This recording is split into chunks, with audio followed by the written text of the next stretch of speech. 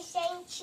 Hoje, como vocês sabem, ninguém daqui, vocês não sabem fazer avião. Eu vou ensinar vocês para vocês brincarem com seu pai, com a sua mãe, com seu irmão, se você tiver, ou com a sua prima, se você tiver, ou com o seu primo, com o seu pai, com a sua mãe, ou com a sua tia, ou sua avó. Eu vou ensinar vocês a fazerem um avião. Primeiro você faz uma casinha, ó, tá vendo? Uma casinha.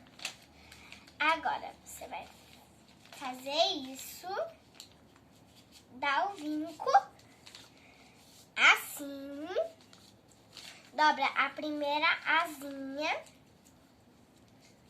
você vira do outro lado, dobra aqui, dobra aqui, vinco, aqui, e você pode se divertir. Se você